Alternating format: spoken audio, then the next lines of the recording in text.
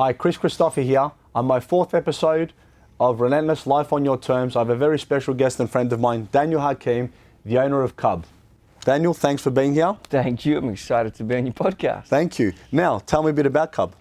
Well, as you know, but I'd love the listeners to know, we are a private members club that connects Australia's top entrepreneurs and business leaders. Okay, now CUB's been around now for 4 years. Yeah. Now you're 27 years of age. You started this business at 23, which is extremely impressive. Yes. Not to downplay, my previous guest was 17 and he was a business owner, Jack Bloomfield. I know him. I'm a senior, so if you actually add your age and his, I'm probably about that age, so I do feel a bit old. So you're also double as successful, so it works, yeah. I don't know about that, but success is obviously shared and a good energy. So tell me, why did you get into a business at such a young age, and how were you able from 23 years to 20 to build such a successful members club? Well, I mean, I was only able to get into this particular business at such a young age because I came from a family business. So I was put in a position of where I was able to do that. I had the right network, I had the right people around me that allowed me to start a business at that age with no experience and navigate through the minefield of business. And that's very much why CUB exists, to provide that same network to all entrepreneurs. Like I mentioned, I came from a family business and I watched my father, who started a company from nothing, go through the entrepreneurial journey. And while he achieved great success, it sucked a lot of the time. There were a lot of mistakes that happened that didn't need to happen if there were the right people around. And so CUB is really designed to be that network, but for all Aussie entrepreneurs, ensuring all Aussie entrepreneurs have the network needed to succeed. And obviously, it's a great point that you mentioned. Running a business is extremely difficult and extremely stressful, which you saw your father go through. An entrepreneur's journey sometimes is just you're banging your head against the wall. But the most important thing, I think, is to back yourself. And at 23 years of age, to go out and back yourself, yes, you might have had the network, but you still had to put in the hard work, the grind, and having the right team behind you, I think in any business is paramount to success. And I guess you're a testament to that. Yeah, well, CUB itself is very much, it's not a financial thing or an achievement thing. CUB itself is a culture, is a personality type. Members, yes, entrepreneurial journey is hard, but when you're that person, you don't look at it as being hard or difficult. You look at a problem as a positive. It's like it's an opportunity. Oh, mad! I learned. I can move forward. So while it is difficult, and you do want it to shorten, and you do want it to be easier, it's a type of person that is able to do that. And starting is most people's problem. No one ever starts. If you start and you commit to it, odds are something's going to happen, but no one ever starts. I always say to that too, backing yourself's the most important. The first step's the hardest. Then when you put another step in front of the other, you actually build momentum and you actually see what's happening because you're looking for solutions, not challenges. Yeah. And I guess you identified that at a young age. And the one thing that I was very impressed, because I do a lot of personal coaching, personal development, but the thing that stands out the most to me about CUB is the members that I've actually met. I know you have a screening process, you don't just let anybody be a part of this, which is an awesome club.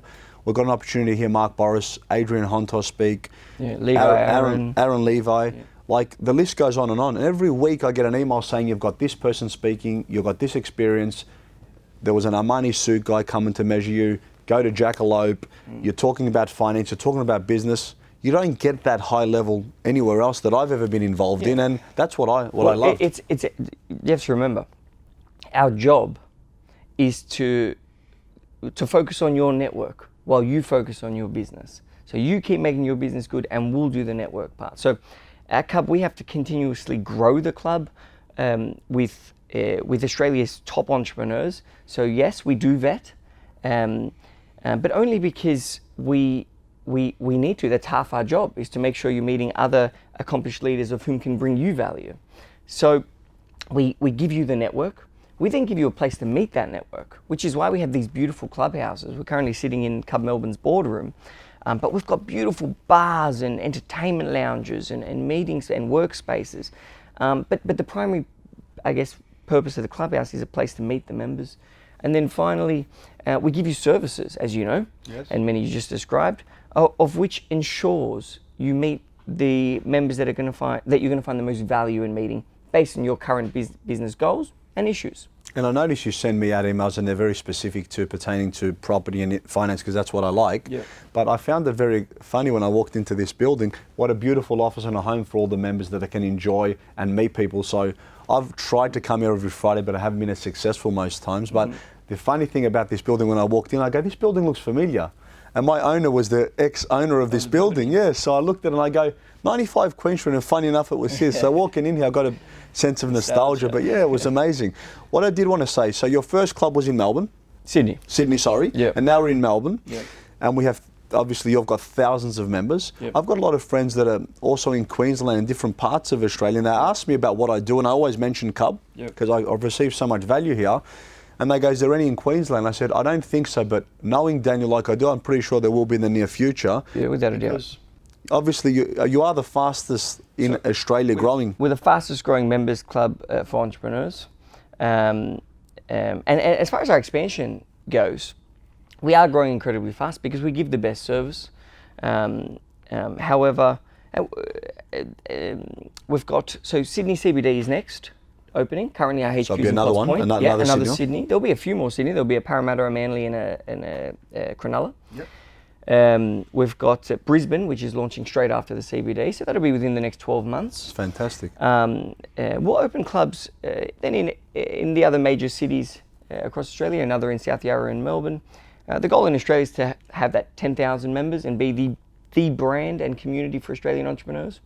We'll then begin expanding internationally to the major cities, the major business cities of the world, basically enabling you, when you want to expand to New York, you have a network already in New York. You've got a home base. You've got a community of people who are going to help you get there and help you grow there. So a CUB is Australia-centric. Our purpose is to improve the lives of all Australians by supporting Australian entrepreneurs.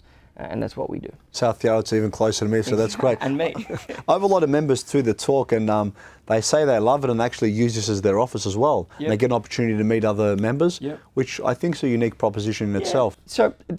So members, CUB is a members club. So it's not a co-working space or a full-time office for anyone, but they use it as their personal office. So when, for example, when you want to escape your office and the team and then the hustle and the bustle and have no distractions. So most days. Yeah, members will come here and they'll work from here for the day, and they'll have the incredible butlers in the clubhouse take care of every one of your needs while you can focus on your business.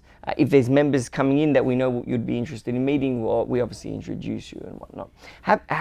Again, having a network is the most proven tactic to securing success. Ask yourself, do you know one successful entrepreneur that does not have a great network? Well, your network is your net worth, really, isn't it? It is quite literally a translation to it. And there's never been a way for Aussie entrepreneurs to connect, and to connect easily and enjoyably.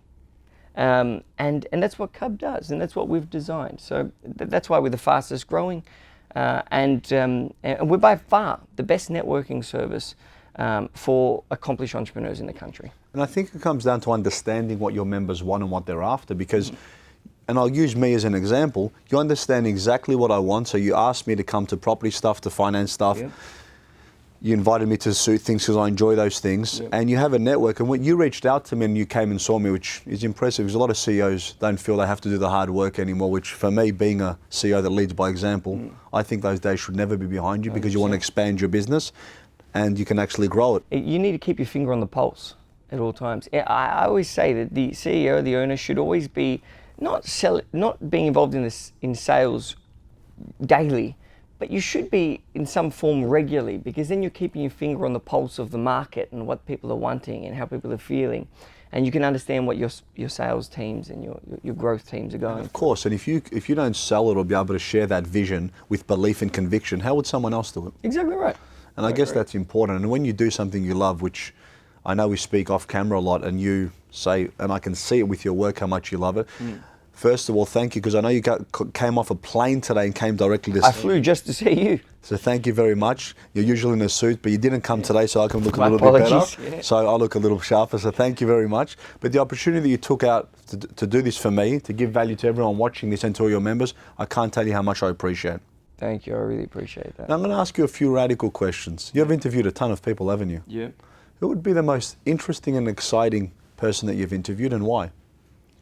This interview excluded.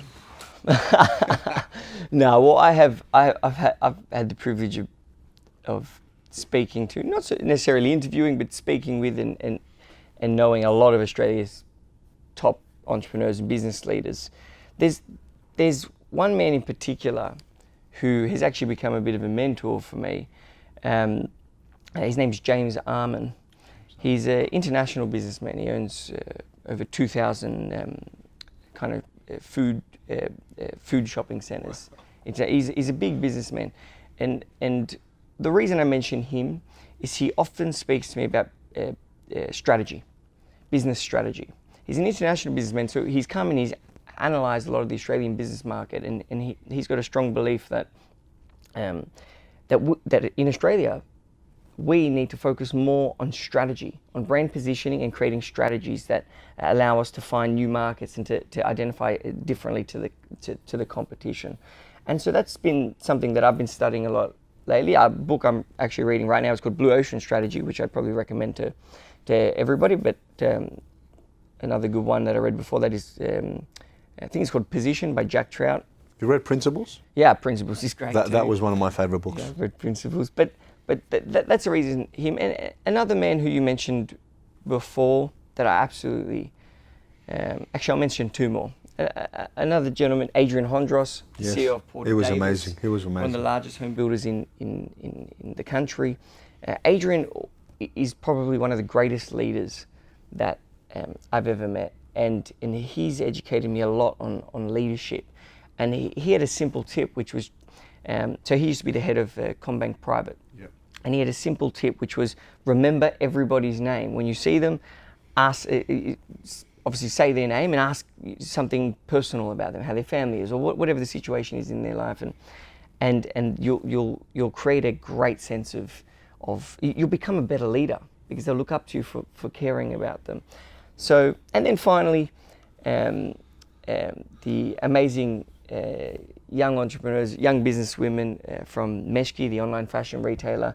These are incredibly inspiring businesswomen who have never taken.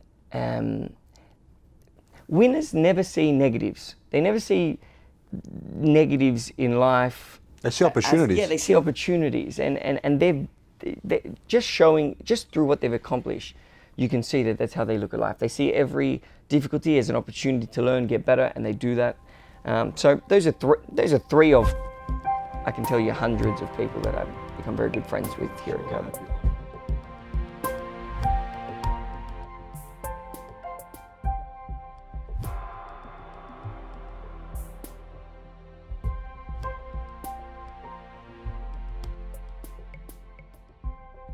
I'm sure they're happy. Like, stones never get stopped thrown at you. You just get stronger as you go along. Yeah. One thing I've been working on, episode 1, with my coach the last 2 years is strategic planning, which you mentioned before. I think it's very, very important to go vertical into your business and understand all those things so you can get the most benefit out of it. Yeah. And it's exactly what you've got multiple mentors. So being the background that you've got with obviously your father being in business and all these people you're surrounded, I was always envious when I saw you come in because of the people you surround yourself with. Yeah.